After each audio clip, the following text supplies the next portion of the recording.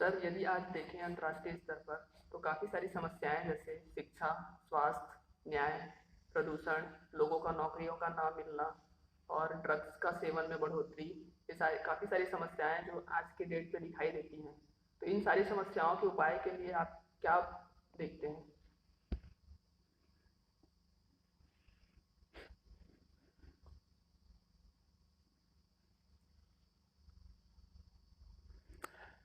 इतनी सारी समस्याएं और बहुत सारी समस्याएं जो आपने नाम नहीं लिए हैं, कुछ ना कुछ तो मूल कारण होंगे।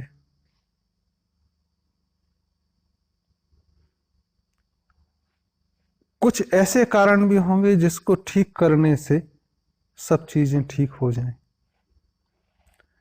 तो कई बार हम जैसे समस्याओं को देखते हैं व्यक्तिगत जिंदगी में, तो हम देखते हैं कि हमको नौकरी नहीं मिली, फिर हमारा पड़ोसियों से झगड़ा है, मेरे घर में बाकी लोगों से व्यवहार ठीक नहीं है, समय पे खाना नहीं मिलता है, स्वास्थ्य ठीक नहीं है, बोर होता रहता हूँ, पड़ोसियों से झगड़ा, ये तमाम समस्याएं।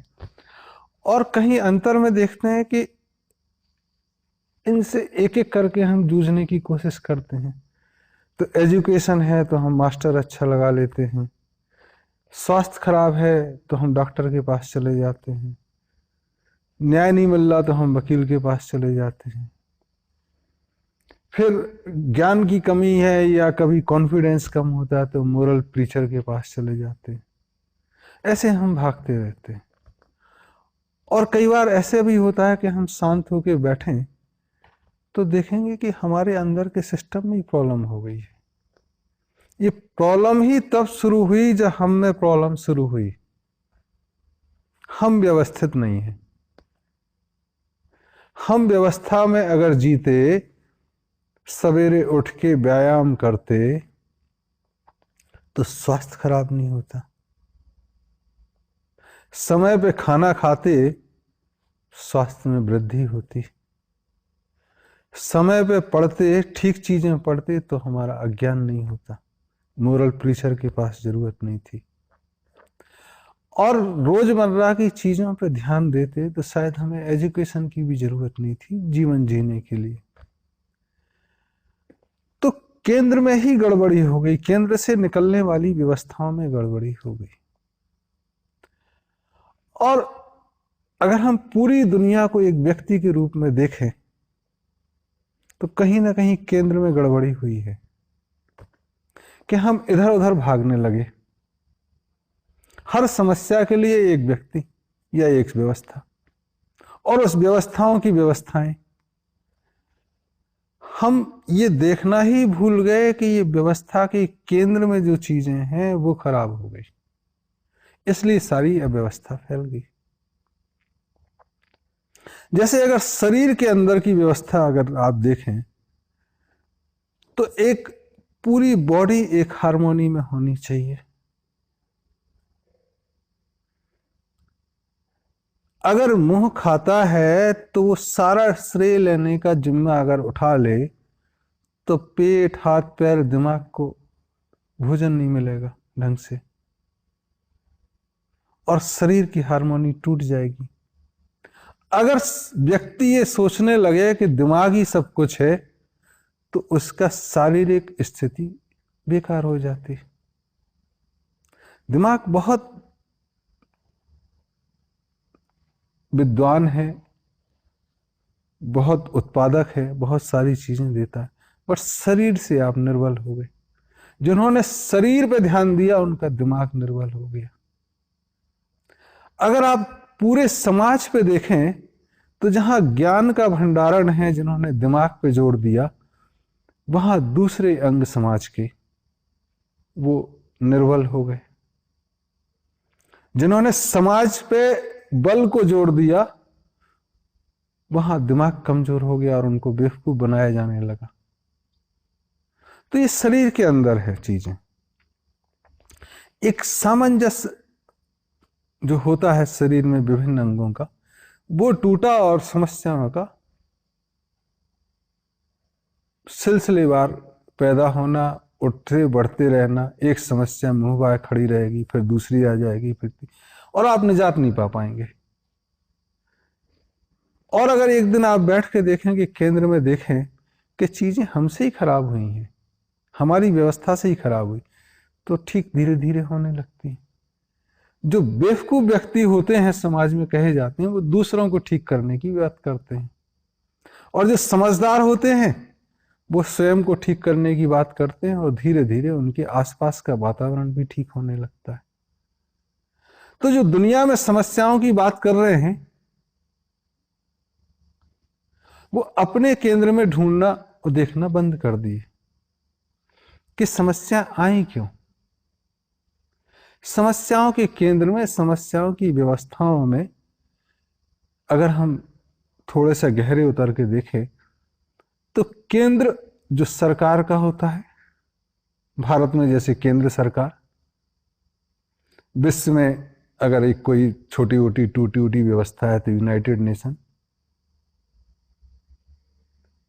ये खराब हुए, इनकी व्यवस्थाएं चरमराई हैं, इनमें सामंजस्य टूटा है, तो दुनिया में दिक्कतें आई हैं। तो एक तो अपनी कमजोरी है, और जब आप कमजोर होते हैं तो बाहरी कीटाणु आप पे अटैक करते हैं और आप बीमार और हो जाते हैं। और एक स्वस्थ शरीर है, उसको मच्छर काटे तो बीमार नहीं होता है, लेकिन एक रुग्ण शरीर को मच्छर काटेंगे तो और बीमार हो जाएंगे। तो ऐसे ही चरमराई हुई व्यवस्थाओं को, टूटी हुई व्यवस्थाओं को बाहर से आक्रमण आता है तो वो और टूट जाती है और रुग्ण हो जाती है, फिर इधर उधर हाथ पैर मारते रहते हैं और एक दूसरे को दोष देते रहते हैं कि फला देश ने ऐसा किया, फला देश ने ऐसा किया, फला राज्य ऐसा कर रहा है। दोषारोपण, उससे एक संतुष्टि जरूर मिलती है, लेकिन समस्याओं का समाधान नहीं होता है। उस संतुष्टि में आप जीने लगते हो, क्योंकि आपको दूरगामी हल ढूंढना से निजात मिल जाता है, खुद को दोष देने से निजात मिल जाता है, दूसरे को दोष देने। तो ये दुनिया में समस्याएं ये कि हम केंद्र की व्यवस्थाओं पे ध्यान नहीं दिए, इसलिए समस्याएं।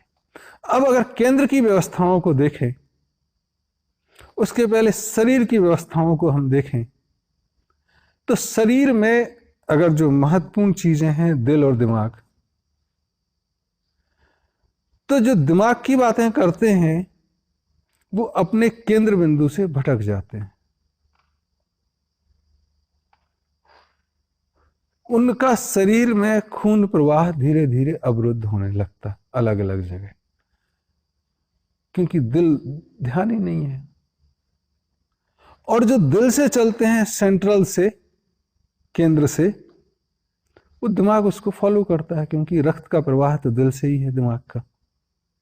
तो चीजें शरीर में ठीक चलती।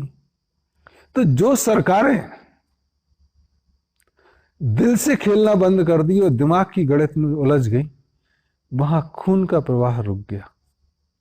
जनता के बीच में जो एक सामंजस्य, जो बातचीत का दौर, वो अवरुद्ध हो गया, एनर्जी का फ्लो रुक गया और समस्याओं की गड़बड़ी हो गई। जो सरकारें भी, जहां चाहे वो राज्य की हो, जो भी हैं, अगर वो पूरे जनता को अपने शरीर का हिस्सा जैसे मानती हैं, वो ठीक चलती हैं। तो पूरी दुनिया में आज अगर अफरा तफरी है, तो ये मान के चलो कि व्यवस्था पूरी दुनिया की गड़बड़ाई हुई है। गड़बड़ाई हुई है, और अच्छी व्यवस्था में अंतर क्या होता है ये जानना बहुत जरूरी है, पहले कि हम इसके उपाय के बारे में जाएं। तो अगर शरीर व्यवस्था में नहीं है, बीमार होगा, दिमाग पे झगड़े की बात आएगी, गुस्सा आएगा, ज्ञान नहीं रहेगा, आप नशे की तरफ प्रवृत्त हो सकते हैं, आप व्यभिचार की तरफ प्रविष्ट हो सकते हैं। तब इन चीजों का धंधा बढ़ेगा, स्वास्थ्य का, शिक्षा का, अस्पताल का, वकीलों का, मॉर्चरी सेंटर का, शराब का, व्यभिचार का, इन सब का धंधा बढ़ेगा। और अगर शरीर स्वस्थ है तब आप देखोगे कि एंटरटेनमेंट का, लग्जरी का, स्वस्थ रहने के उपायों का, घूमने का, सैर सपाटे का, उत्सव, परिवार में समाज के साथ पार्टीज, इन चीजों का रोजगार बढ़ेगा, इन चीजों का कार्यकलाप बढ़ेगा। तो अगर दुनिया में आप देखें आज समस्याएं ज्यादा हैं, जैसे बहुत सारे बदमाश,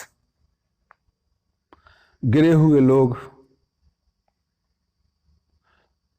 फालतू का घमंड लिए, अभिमान लिए हुए लोग, पूरी दुनिया पे हुकूमत चलाने की सोच, पूरे पैसे को एक तरफ रखने की सोच, या दूसरों के धन पे नजर, दूसरों के पति पत्नी पे नजर, लंपट, धूर्त, चोर, जुआरी, शराबी, इन लोगों की बढ़ोतरी दिखाई देगी आपको। और बाकी जो सीधे साधे लोग हैं वो शोकाकुल दिखाई देंगे, जो इंटेलिजेंट है वो रोते हुए दिखाई देंगे, स्त्रियां परेशान, और बीमारियों की जड़ आपको दिखाई देगी। और ऐसा दिखाई देता है, आपके प्रश्न से लग रहा है। तो व्यवस्था में गड़बड़ी हुई है, केंद्र में और केंद्र की व्यवस्था में गड़बड़ी। और अगर इसको हम गौर से देखें तो पिछले 700 वर्षों में डेमोक्रेसी, जनता का, जनता के लिए, जनता द्वारा शासन, किस लिए? गोललेस, ऑब्जेक्टलेस, सब्जेक्टलेस। तो जनता एक दूसरे पे चढ़ी है, आज इसका शासन है, वो जनता जनता पे ही चढ़ी हुई है, आपस में झगड़ा कर रही है। आज तेरा शासन, कल उसका शासन, जनता बेचारी परेशान। और जनता को बेवकूफ इतने तरीके से बनाया कि तुमने ही वोट दिया है। तो जिसने भी डेमोक्रेसी बनाई है वो सातिर दिमाग का, और उसकी दुनिया चल रही है। तो आज अगर भारत जैसे देश में कहते हैं कि कब अच्छा होगा, तो बोले राम राज्य होगा, अच्छा होगा। तो राम राज्य की बात करना ही ये दर्शाता है कि आज राम राज्य नहीं है, उनके सुखों का राज्य आज नहीं है। तो उसके पहले तो रावण का राज्य था। तो रावण का राज्य अगर है तो उसको समाप्त करोगे, फिर एक वॉइड आएगा, शून्य आएगा। शून्य को आप फिर से रावण राज्य में या दूसरे शैतान राज्य में कन्वर्ट कर सकते हो। कई लोगों को आदत होती है कि वो एक अंधेरी सुरंग से निकल के दूसरी अंधेरी सुरंग में घुस जाते हैं। इसलिए भारत में जैसे मंदिरों में सुना हो, अधर्म का नाश हो, धर्म की जय हो। तो ये चीजें खराब हो, उनका विनाश हो, और जो वॉइड हो उसमें अच्छी चीजें भरें, ये जरूरी है। तो ये पूरी दुनिया के लिए है, इसके प्रयोग कि अच्छा होगा तो भरोसा हो लोगों को। तो सिस्टम क्या है जो अच्छा दिखाई दे,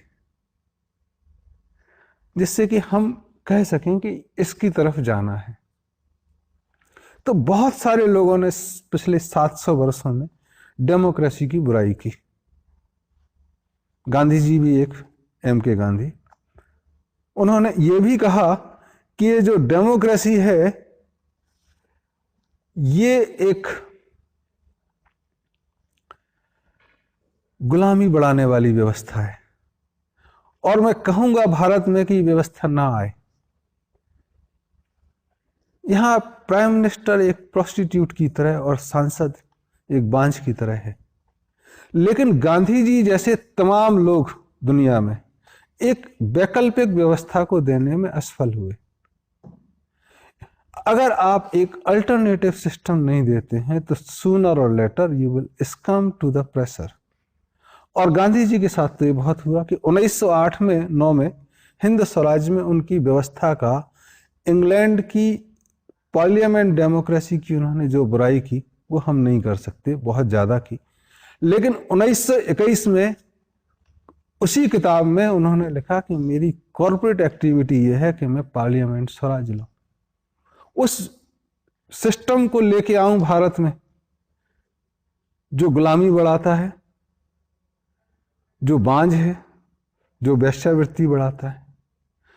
तो अल्टरनेटिव सिस्टम नहीं आया,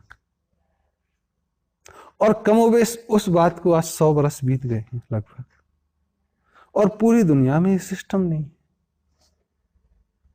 आज अगर हम बात कर रहे हैं इस बारे में और फिर से इस चीज पे चर्चा कर रहे हैं, तो जाहिर है कि अगर मैं कोई अल्टरनेटिव सिस्टम सजेस्ट नहीं कर सकता हूं तो इस इंटरव्यू का कोई मतलब नहीं है।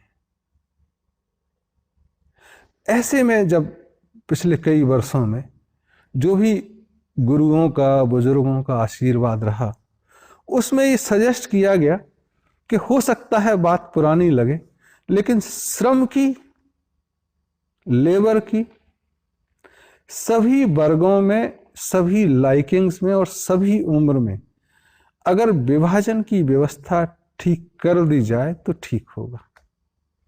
तो जब हम पूछे कि श्रम की विभाजन की व्यवस्था से उनका सीधा सीधा क्या मतलब है, बोले ऑर्थोडॉक्स लगेगा बट आश्रम व्यवस्था इसका नाम है।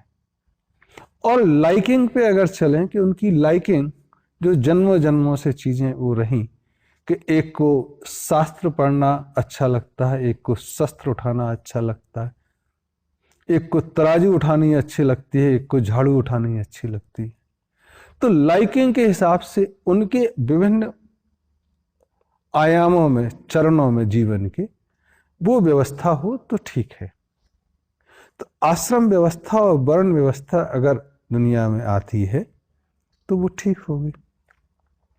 फिर से जब हम पूछे कि इसकी बहुत चर्चा होती है, बोले देखो दुनिया में चर्चा होती है बट अवशेष और इसके बारे में चर्चा थोड़ी भारत में दिखाई दे सकती है, या पूर्व के कुछ देशों में दिखाई दे सकती है, या ब्राजील और मैक्सिको में थोड़ी बहुत चर्चा दिखाई दे सकती है।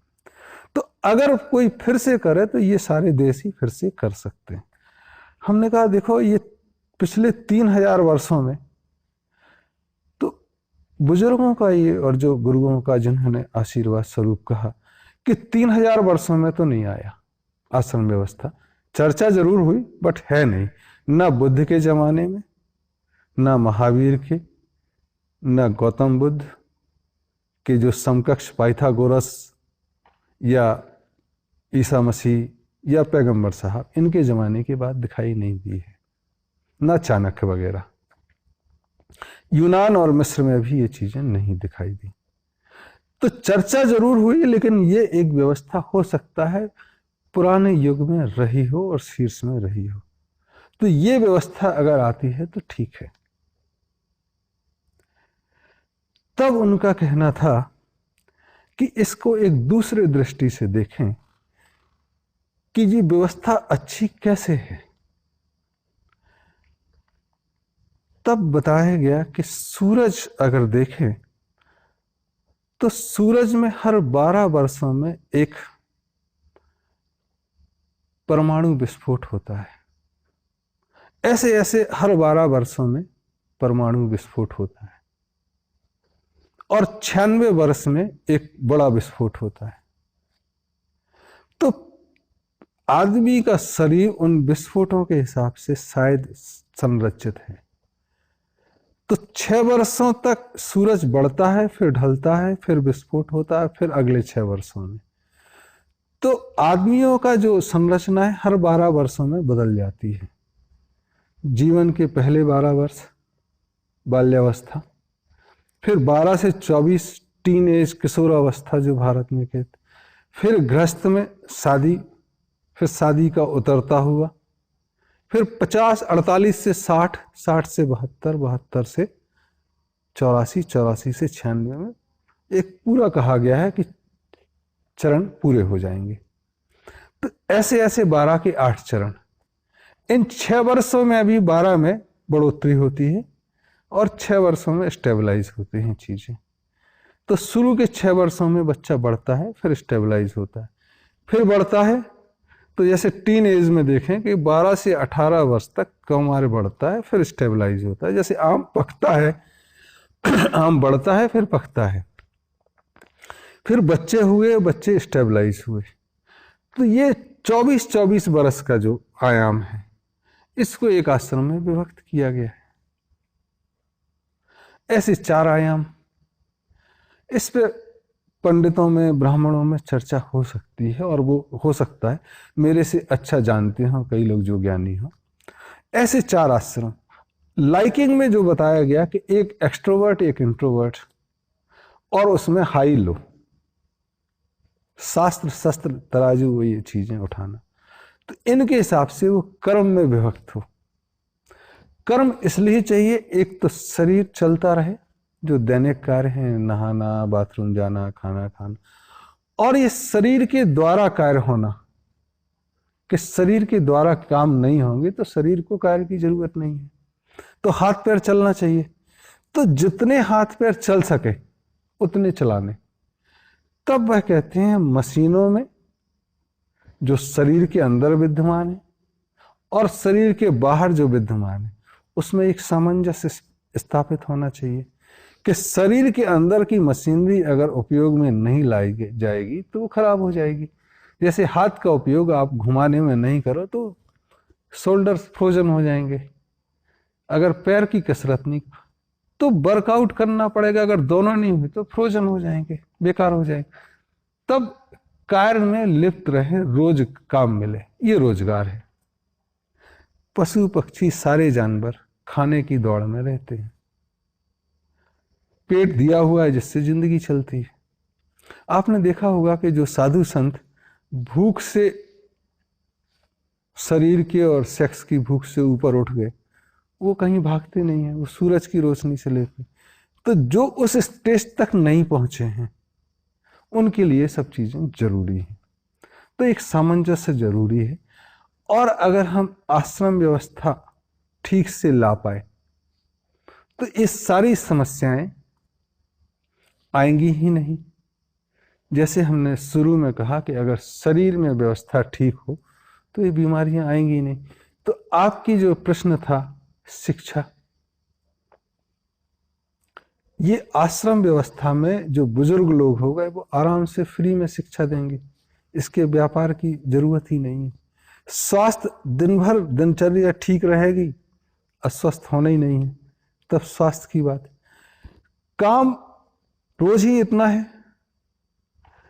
हो सकता है मुद्रा का आदान प्रदान एक दूसरे रूप में हो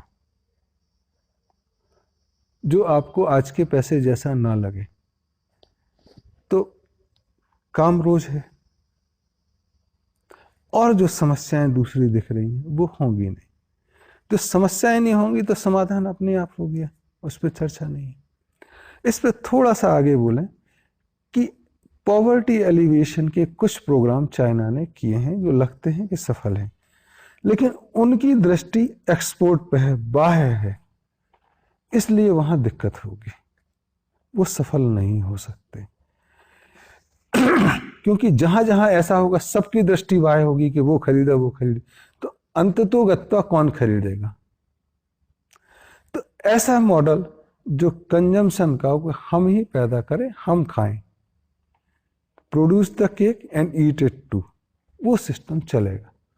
तो भारत में और पूरी दुनिया में अगर व्यवस्था लानी है तो ऐसे श्रम की व्यवस्था जो व्यक्तियों की लाइकिंग पे हो और उनके शारीरिक क्षमताओं के हिसाब से हो और स्थान काल के हिसाब से। जैसे अगर जमीन एक तरह की है तो एग्रीकल्चर जोन बनाए, फॉरेस्ट जोन बनाए, इस तरह की व्यवस्था। अंत में वो कहते हैं कि अगर दिल दिमाग ठीक है तो दुनिया में कोई समस्या नहीं है, because mind motions the matter. दिमाग ही पदार्थ को गति प्रदान करता है। आइंस्टाइन का जो EmC² है वो यही फार्मूला है, माइंड मोशंस द। तो mind has to be stabilise, चीजें ठीक हो जाएंगी। दूसरा चीज जो है कि अगर जनसंख्या बढ़ रही है, पॉल्यूशन बढ़ रहा है, इसका सीधा सीधा मतलब है कि अगर जंगल कम हुए तो कंक्रीट जंगल बढ़ गए, कंक्रीट जंगल बढ़े तो वहां रहने वाले बढ़ेंगे, जंगल थे तो जंगली जानवर थे, रेगिस्तान था तो रेगिस्तानी जानवर हैं। तो आप प्रकृति के नजदीक आए, जंगलों को बना रहने दें, जल जमीन जोत और रिहायश नगर, इन सब में बंटवारा समान हो, 25-25%। समुद्र को छोड़ के तो चीजें व्यवस्थित हो जाएंगी। तो ये बहुत चर्चा का विषय है, इसको उसी तरह से लेना जरूरी है। Thank you.